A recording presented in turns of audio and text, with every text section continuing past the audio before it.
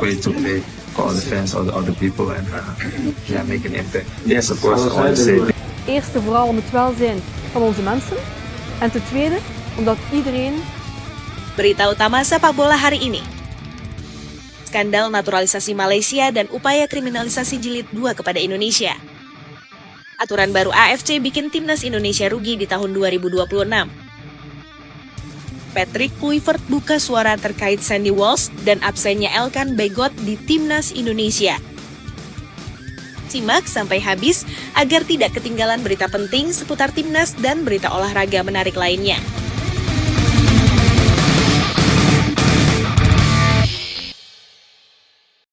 Skandal naturalisasi Malaysia dan upaya kriminalisasi jilid 2 kepada Indonesia.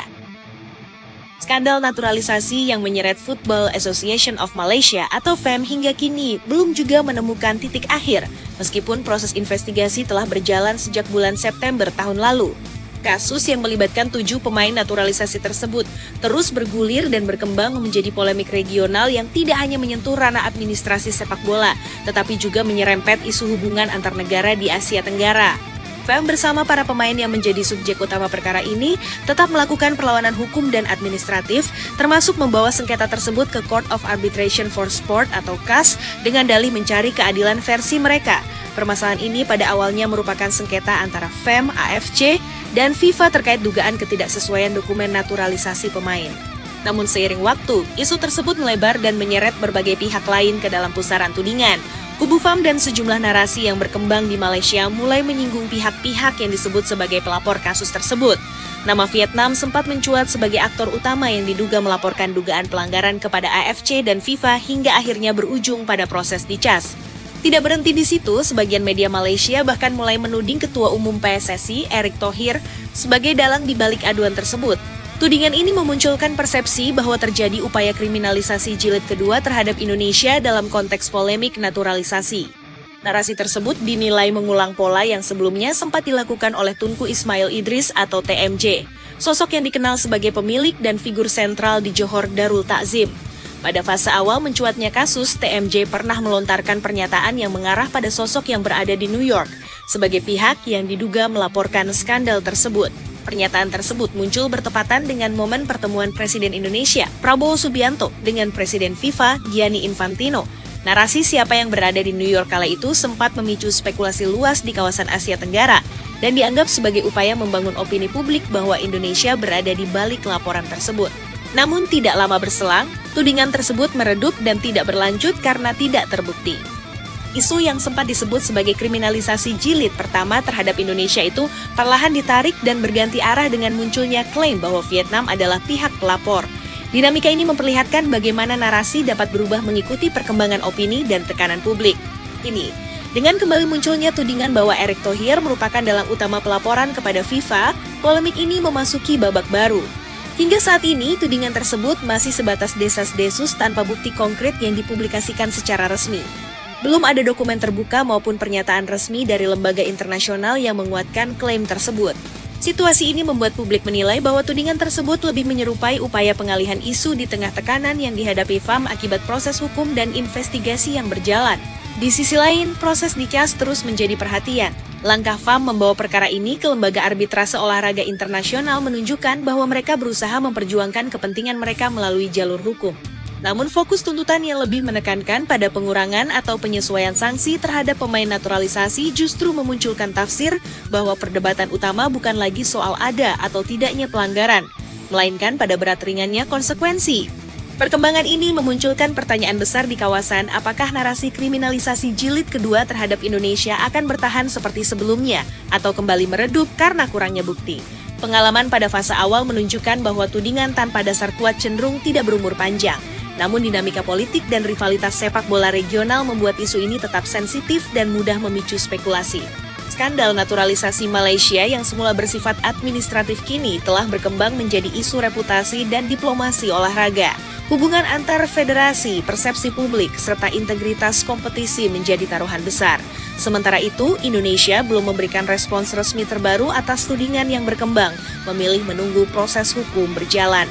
Pada akhirnya, waktu dan putusan resmi dari lembaga terkait yang akan menentukan arah akhir polemik ini.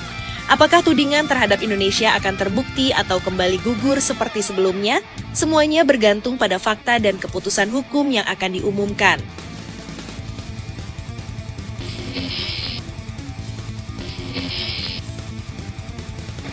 Aturan baru AFC bikin timnas Indonesia rugi di tahun 2026. Aturan baru yang diterapkan Asian Football Confederation atau AFC untuk cabang sepak bola di Asian Games 2026 dipastikan membawa dampak langsung bagi timnas Indonesia U23. Kebijakan tersebut membuat Indonesia harus absen dari cabang sepak bola pesta olahraga terbesar Asia itu setelah sebelumnya selalu tampil dalam 3 edisi terakhir. Sekretaris Jenderal AFC, Winsor Paul John, mengungkapkan bahwa perubahan regulasi ini merupakan bagian dari penyesuaian teknis yang disepakati bersama tuan rumah. Winsor menjelaskan bahwa untuk edisi kali ini, sepak bola Asian Games hanya akan diikuti oleh negara-negara peserta putaran final Piala Asia U23 2026. Yang menyampaikan bahwa AFC bertanggung jawab atas aspek teknis kompetisi sepak bola Asian Games, sementara cabang olahraga dan penyelenggaraan keseluruhan berada di bawah yurisdiksi negara tuan rumah, yakni Jepang. Ia menambahkan bahwa tuan rumah menginginkan kompetisi dengan 16 peserta dan AFC memiliki pemeringkatan tim U23 dari Piala Asia 2026 yang dapat digunakan sebagai dasar penentuan peserta. Perubahan ini menandai pergeseran signifikan dibanding edisi sebelumnya.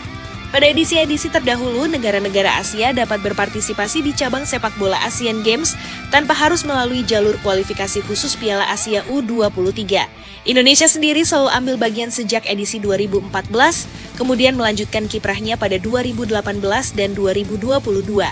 Dengan kebijakan baru ini, Indonesia untuk pertama kalinya dalam 12 tahun terakhir dipastikan tidak tampil di cabang sepak bola Asian Games. Padahal PSSI sebelumnya telah memproyeksikan keikutsertaan tim U23 dalam ajang tersebut sebagai bagian dari program pembinaan jangka menengah. Absen Indonesia bukan disebabkan oleh sanksi atau pengunduran diri, melainkan murni karena tidak lolos ke putaran final Piala Asia U23 2026 yang dijadikan acuan utama. Winsor juga menegaskan bahwa kebijakan ini belum tentu berlaku permanen di setiap edisi Asian Games. Ia menyatakan bahwa untuk edisi kali ini akan ada kompetisi 16 tim dan untuk Asian Games berikutnya sepenuhnya menjadi keputusan tuan rumah mengenai jumlah tim yang akan berkompetisi. Dengan kata lain, regulasi dapat berubah kembali tergantung kebijakan penyelenggara di masa mendatang. Situasi ini semakin kompleks karena terdapat satu peserta Piala Asia U23 2026 yang berpotensi tidak dapat tampil di Asian Games, yakni Australia U23. Meskipun Australia merupakan anggota AFC sejak 2006 setelah berpindah dari OFC demi kepentingan kualifikasi Piala Dunia, secara struktural mereka bukan bagian dari Dewan Olimpiade Asia atau OK. Jika diputuskan tidak bisa ambil bagian, maka satu slot peserta Asian Games 2026 akan terbuka. Spekulasi pun berkembang mengenai siapa yang berhak mengisi slot tersebut. Media India Sports Hub memprediksi bahwa tempat pengganti Australia U23 kemungkinan besar akan diisi oleh India U23 yang berstatus sebagai runner-up terbaik kelima pada kualifikasi Piala Asia U23 2026. Dalam sistem kualifikasi tersebut, 11 juara grup dari grup A hingga grup K serta 4 runner-up terbaik berhak melaju ke putaran final yang digelar di Arab Saudi pada tanggal 6 hingga 24 Januari 2026. Sementara itu, Timnas Indonesia U23 hanya mampu menempati peringkat ke-10 dari 11 tim peringkat kedua terbaik dalam kualifikasi tersebut. Posisi itu membuat peluang Indonesia untuk menggantikan Australia sangat kecil secara matematis dan regulatif. Kegagalan tampil di Asian Games 2026 tentu menjadi pukulan tersendiri bagi PSSI. Sejak awal, federasi telah menyiapkan perencanaan strategis termasuk kemungkinan penugasan pelatih tim nasional senior untuk merangkap menangani tim U23. Nama John Hartman disebut dalam proyeksi tersebut sebagai bagian dari upaya sinkronisasi program pembinaan lintas kelompok usia. Absennya Indonesia dari Asian Games membuat salah satu panggung kompetitif penting bagi pemain muda hilang dari kalender 2 tahunan. Dari sisi pengembangan pemain, Asian Games selama ini menjadi ajang berharga untuk menguji mental dan kualitas tim U23 menghadapi lawan lintas kawasan Asia dalam atmosfer multi-event.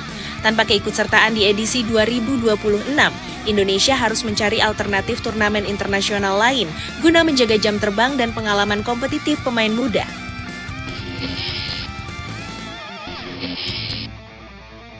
Keputusan AFC ini pada akhirnya memperlihatkan bagaimana kebijakan teknis dapat berdampak besar terhadap perencanaan Federasi Nasional. Indonesia yang sebelumnya rutin tampil kini harus menerima kenyataan absen akibat perubahan regulasi. Publik sepak bola nasional pun menanti langkah strategis PSSI selanjutnya dalam memastikan regenerasi dan eksposur internasional bagi skuad muda tetap terjaga meski tanpa panggung Asian Games 2026. Absennya timnas Indonesia U23 dari Asian Games 2026 bukan sekadar kehilangan satu turnamen, melainkan juga berpotensi memengaruhi peta pembinaan usia muda dalam jangka menengah. Selama lebih dari 1 dekade terakhir, Asian Games menjadi salah satu ajang kompetitif yang memberi pengalaman berharga bagi pemain muda Indonesia untuk menghadapi tekanan turnamen multi-event, atmosfer pertandingan dengan tensi tinggi, serta eksposur internasional yang luas. Kini, dengan kebijakan teknis dari Asian Football Confederation yang membatasi peserta hanya untuk tim yang lolos ke putaran final Piala Asia U23 2026, Indonesia harus menyusun ulang peta jalan pengembangan skuad muda. Kondisi ini membuat perhatian publik tertuju pada evaluasi performa di kualifikasi Piala Asia U23 2026. Indonesia memang gagal menembus putaran final setelah hanya finish di posisi ke-10 dari 11 tim peringkat kedua terbaik. Secara matematis, peluang untuk menggantikan Australia U23 pun sangat tipis apabila slot tambahan benar-benar dibuka. Regulasi yang merujuk pada pemeringkatan resmi membuat ruang manuver federasi menjadi terbatas. Di sisi lain, keputusan tuan rumah yang menginginkan format 16 tim menegaskan bahwa pertimbangan teknis dan efisiensi kompetisi menjadi prioritas. Sekretaris Jenderal AFC, Winsor Paul John, telah menegaskan bahwa untuk edisi kali ini format tersebut akan diberlakukan, sementara untuk edisi berikutnya sepenuhnya bergantung pada keputusan tuan rumah selanjutnya. Artinya tidak ada jaminan bahwa mekanisme terbuka seperti pada edisi 2014, 2018, dan 2022 akan kembali digunakan. Bagi PSSI, situasi ini menuntut respons strategis yang cepat. Federasi perlu memastikan bahwa generasi pemain kelahiran 2002 hingga 2004 yang menjadi tulang punggung kelompok usia 23 tetap mendapatkan panggung kompetitif setara. Opsi seperti memperbanyak laga uji coba internasional, mengikuti turnamen invitasi, atau mengoptimalkan kalender FIFA Matchday untuk kelompok usia muda bisa menjadi solusi jangka pendek. Selain itu, proyeksi pelatih yang direncanakan merangkap jabatan di tim senior dan tim 23 juga perlu dievaluasi. Nama John Hartman yang sempat diproyeksikan masuk dalam skema integrasi program lintas usia kini menghadapi tantangan berbeda. Tanpa Asian Games sebagai target antara, fokus pembinaan kemungkinan akan diarahkan lebih tajam ke kualifikasi Piala Asia berikutnya dan persiapan menuju ajang regional seperti SEA Games maupun turnamen AFF kelompok usia. Dari sudut pandang kompetitif, absennya Indonesia juga berarti hilangnya kesempatan mengukur kekuatan melawan tim kuat Asia Timur dan Asia Barat dalam satu panggung resmi. Asian Games selama ini menjadi ajang pertemuan lintas zona yang mempertemukan gaya bermain berbeda. Tanpa partisipasi di 2026, proses adaptasi pemain muda terhadap variasi taktik dan tempo permainan internasional harus dicari melalui jalur alternatif. Publik sepak bola nasional tentu merasakan kekecewaan, terutama karena dalam 3 edisi terakhir Indonesia selalu hadir dan menjadikan Asian Games sebagai ajang pembuktian generasi muda. Momentum 2018 di Jakarta dan 2022 di Hangzhou menjadi bagian penting dari perjalanan tim usia muda. Kini untuk pertama kalinya dalam 12 tahun, nama Indonesia tidak tercantum dalam daftar peserta cabang sepak bola. Meski demikian, dinamika regulasi internasional adalah bagian dari realitas sepak bola modern. Kebijakan dapat berubah seiring kepentingan teknis dan keputusan tuan rumah. Tantangan terbesar bagi Indonesia adalah memastikan bahwa absennya dari satu turnamen tidak menghambat siklus regenerasi.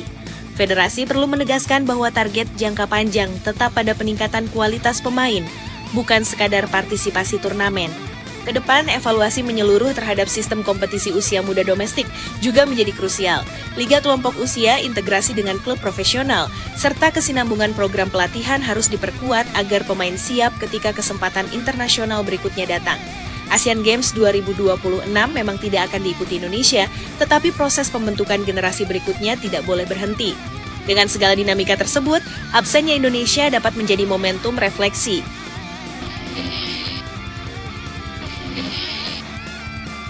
Regulasi baru AFC menjadi pengingat bahwa konsistensi performa di jalur kualifikasi sangat menentukan akses ke panggung besar. Kini, fokus beralih pada bagaimana Indonesia bangkit, memperbaiki peringkat, dan memastikan pada siklus berikutnya tidak lagi terganjal aturan yang sama. Jika ditarik lebih jauh, dampak dari kebijakan ASEAN Football Confederation ini tidak hanya berhenti pada absennya timnas Indonesia U23 di Asian Games 2026, tetapi juga menyentuh aspek perencanaan teknis, psikologis pemain, hingga proyeksi ranking internasional kelompok usia.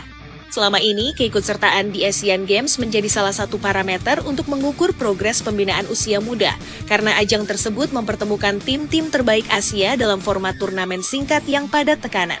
Tanpa partisipasi itu, Indonesia kehilangan satu panggung kompetitif resmi yang diakui secara luas di kawasan. Dalam konteks pembinaan, kontinuitas turnamen internasional memiliki pengaruh besar terhadap perkembangan mental bertanding pemain. Atmosfer multi-event seperti Asian Games berbeda dengan turnamen regional biasa. Tekanan ekspektasi publik, sorotan media lintas cabang olahraga, serta atmosfer pertandingan yang melibatkan ribuan atlet dari berbagai negara menciptakan pengalaman unik yang sulit digantikan oleh laga uji coba biasa. Hilangnya kesempatan ini membuat federasi harus memikirkan skenario pengganti yang setara dari sisi intensitas dan kualitas lawan. Di sisi lain, perubahan regulasi ini juga menjadi pelajaran penting mengenai urgensi konsistensi di fase kualifikasi. Gagal menembus putaran final Piala Asia U23 2026 secara otomatis menutup pintu menuju Asian Games. Sistem yang kini saling terhubung membuat satu kegagalan berdampak ganda. Oleh karena itu, evaluasi terhadap performa di fase kualifikasi harus dilakukan secara menyeluruh, mulai dari persiapan teknis, pemilihan pemain, jadwal pemusatan latihan, hingga kualitas kompetisi domestik yang menopang kesiapan skuad usia muda. Bagi PSSI, ini juga menjadi momentum untuk memperkuat fondasi Liga Usia Muda agar lebih kompetitif dan terstruktur. Tanpa ekosistem kompetisi yang kuat di dalam negeri, target lolos ke turnamen kontinental akan selalu berat. Pengalaman negara-negara Asia Timur dan Asia Barat menunjukkan bahwa keberhasilan tim 23 tidak terlepas dari sistem pembinaan berjenjang yang stabil dan terintegrasi dengan klub profesional. Selain itu, absennya Indonesia membuka ruang refleksi mengenai manajemen kalender kompetisi. Jika Asian Games tidak bisa diikuti, maka perencanaan harus diarahkan pada turnamen lain yang dapat memberi nilai tambah teknis. Turnamen invitasi di luar Asia, pemusatan latihan jangka panjang di negara dengan level kompetisi lebih tinggi, atau memperbanyak pertandingan melawan tim dengan gaya bermain berbeda bisa menjadi opsi strategis. Tantangannya adalah memastikan kualitas lawan benar-benar kompetitif agar pengalaman yang didapat pemain tetap relevan. Dari perspektif regional, kebijakan ini juga mengubah peta persaingan Asia Tenggara. Negara yang berhasil lolos ke Piala Asia U23 otomatis memperoleh keuntungan tambahan berupa partisipasi di Asian Games. Artinya, keberhasilan di satu jalur membuka akses ke panggung lain yang lebih besar. Dalam konteks ini, konsistensi menjadi kunci. Indonesia harus memastikan bahwa pada siklus berikutnya, target minimal adalah menembus putaran final Piala Asia U23 agar tidak kembali terdampak regulasi serupa. Spekulasi mengenai kemungkinan slot tambahan akibat status Australia U23 yang bukan anggota Dewan Olimpiade Asia memang menarik perhatian, tetapi secara realistis peluang Indonesia tetap kecil berdasarkan pemeringkatan resmi. Hal ini menunjukkan betapa pentingnya setiap poin dan setiap hasil pertandingan di fase kualifikasi. Selisih kecil dalam klasemen dapat berdampak besar terhadap akses kompetisi di tingkat berikutnya. Secara psikologis, generasi pemain yang saat ini berada di rentang usia 21 hingga 23 tahun harus menerima kenyataan bahwa mereka kehilangan satu panggung besar. Namun dalam sepak bola modern, jalur karier tidak bergantung pada satu turnamen saja. Eksposur melalui klub profesional, performa konsisten di liga domestik, dan kesempatan dipanggil ke tim nasional senior tetap menjadi jalur alternatif untuk berkembang. Kedepan, strategi integrasi antara tim senior dan tim usia muda menjadi semakin penting. Program pelatihan harus dirancang agar transisi pemain dari kelompok usia 23 ke tim senior berjalan mulus. Tanpa Asian Games sebagai ajang antara, proses promosi pemain muda ke level tertinggi harus lebih terencana dan berbasis performa. Pada akhirnya, aturan baru AFC menjadi pengingat bahwa dinamika sepak bola internasional selalu berubah. Negara yang mampu beradaptasi dengan cepat akan tetap kompetitif.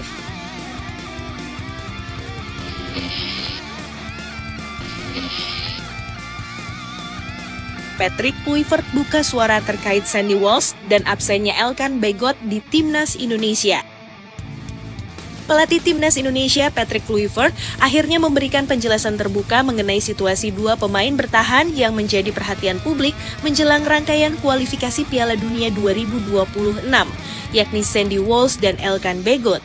Dalam keterangannya kepada media, Kluivert menegaskan bahwa keputusan terkait pemanggilan pemain sepenuhnya didasarkan pada komunikasi langsung, kondisi kebugaran, serta kepentingan jangka panjang tim nasional. Terkait Elkan Bagot, Kluivert menyampaikan bahwa sang bek tengah memilih untuk tidak menerima panggilan tim nasional karena ingin menjaga posisinya di klub. Ia menjelaskan bahwa komunikasi telah dilakukan sebelum agenda pertandingan melawan Australia dan Bahrain pada bulan Maret 2025. Dalam pembicaraan tersebut, Bagot menyampaikan keinginannya untuk fokus mendapatkan menit bermain reguler bersama Blackpool FC agar tidak kehilangan tempat utama dan dapat terus menjaga performa di level klub. Kluivert menyatakan bahwa keputusan itu dihormati dan staf pelatih memilih memberi kesempatan kepada pemain lain yang dinilai sedang berada dalam performa baik di posisi bek tengah. Secara statistik, musim ini Bagot telah mencatat 20 penampilan dan 1 assist bersama Blackpool yang mengakhiri kompetisi di posisi ke-9 League One Inggris. Meski demikian, di level tim nasional ia sudah mengoleksi 22 caps dengan penampilan terakhirnya terjadi lebih dari 1 tahun lalu. Kluivert menegaskan bahwa absennya Bagot bukan berarti pintu tim nasional tertutup, melainkan bagian dari dinamika profesional antara kebutuhan klub dan negara. Di sisi lain, situasi Sandy Walsh berbeda karena berkaitan dengan kondisi fisik. Pemain yang berposisi sebagai bek kanan itu mengalami cedera serius saat membela Yokohama F. Marinos dalam laga melawan Vissel Kobe pada bulan Mei 2025. Cedera tersebut membuatnya absen dari pemusatan latihan tim nasional di Bali dan berpotensi tidak tampil dalam laga penting melawan China serta Jepang di lanjutan kualifikasi. Kluivert menjelaskan bahwa komunikasi dengan Walsh terus dilakukan dan koordinasi berjalan antara tim medis klub dan tim medis tim nasional untuk menentukan apakah sang pemain dapat bergabung atau harus fokus pada proses pemulihan total. Pelatih asal Belanda itu juga menegaskan bahwa kedalaman skuad menjadi perhatian utama. Ia menyampaikan bahwa tim nasional memiliki sejumlah pemain lain yang siap mengisi posisi bek tengah maupun bek kanan dengan kualitas memadai. Filosofi yang dibangun adalah kompetisi sehat antar pemain agar setiap posisi memiliki 2 hingga 3 opsi yang siap tampil kapanpun dibutuhkan. Di tengah dinamika tersebut, tren kepulangan pemain diaspora ke kompetisi domestik yang kini bernama Super League juga menjadi sorotan. Sejak awal musim 2025, tercatat 5 pemain diaspora memilih kembali berkarier di Indonesia. Jordi Amat pindah dari Johor Darul Takzim ke Persija Jakarta, Rafael Struijk meninggalkan Brisbane Roar untuk bergabung dengan Dewa United FC, Jens Raven dari FC Dordrecht ke Bali United, kemudian Tom Hay dari Almere City, serta Eliano Reijnders dari PEC Zwolle ke Persib Bandung. Pada pertengahan musim, Shane Pettinama dari Buriram United merapat ke Persija dan Dion Marks dari Topeos bergabung dengan Persib. Namun tidak semua pemain tergoda untuk pulang. All Romney yang kini memperkuat Oxford United sempat dikaitkan dengan Persib Bandung. Tetapi kabar tersebut dibantah dan ia disebut masih terikat kontrak jangka panjang hingga 2028 serta tetap fokus berkarier di Inggris. Sandy Walsh sendiri sempat dikabarkan diminati Dewa United, namun namanya masih tercantum dalam skuad Buriram United untuk lanjutan Liga Thailand musim 2025 hingga 2026 menjadi sinyal bahwa ia belum berencana hengkang. Selain itu, Miliano Jonathans yang tampil impresif bersama SBV Excelsior disebut mendapat pendekatan dari Persija dan Bali United, tetapi memilih bertahan di Belanda demi perkembangan karier di Eropa. Sementara Nathan Joe Eon yang kini membela Willem II juga dikaitkan dengan Persebaya Surabaya, namun hingga kini tetap fokus melanjutkan kiprahnya di kompetisi Belanda. Situasi ini menggambarkan dinamika menarik antara kebutuhan tim nasional, ambisi pribadi pemain, serta strategi karier jangka panjang. Patrick Kluivert menekankan bahwa setiap keputusan harus mempertimbangkan keseimbangan antara kepentingan klub dan negara. Ia menyatakan bahwa pintu tim nasional selalu terbuka bagi siapapun yang menunjukkan komitmen dan performa terbaik, sembari memastikan bahwa skuad Garuda tetap kompetitif dalam menghadapi tantangan berat kualifikasi Piala Dunia 2026.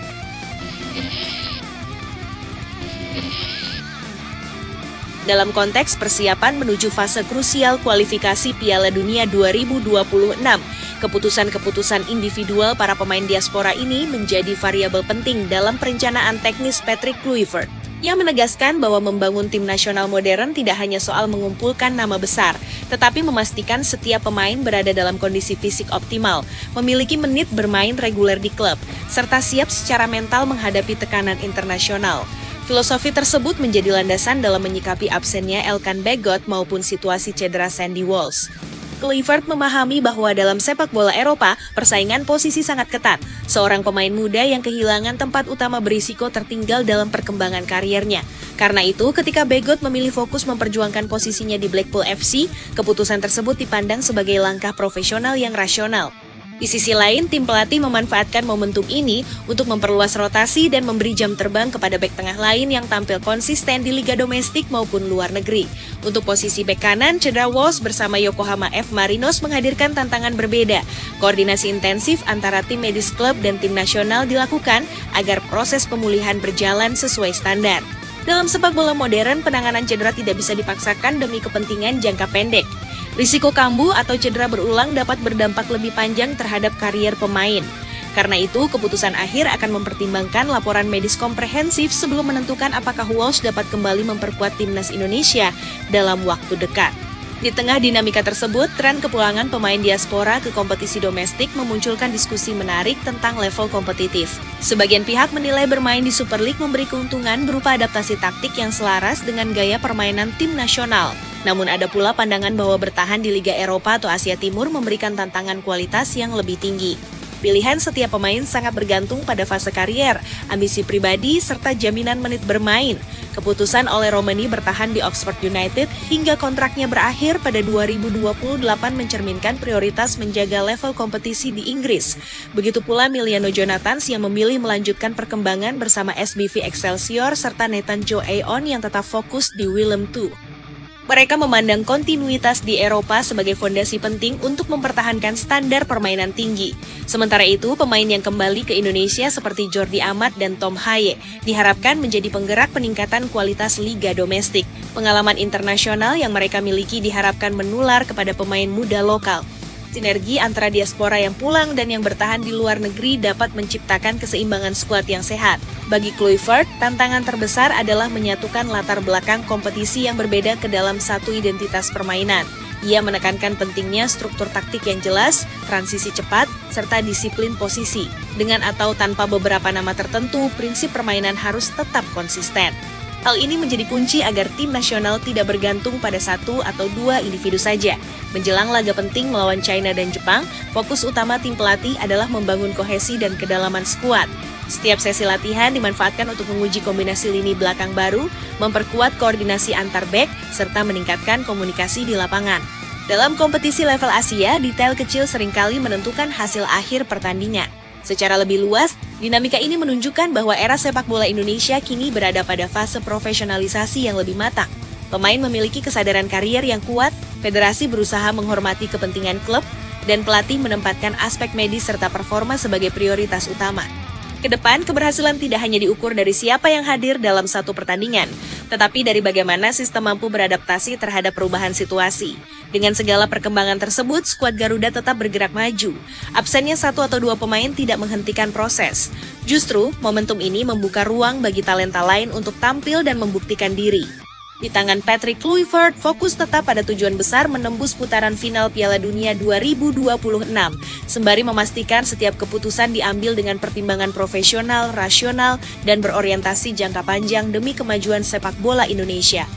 Lebih jauh lagi, dinamika yang terjadi di dalam skuad timnas Indonesia saat ini memperlihatkan bahwa proses transformasi tidak hanya menyentuh aspek teknis, tetapi juga budaya profesionalisme.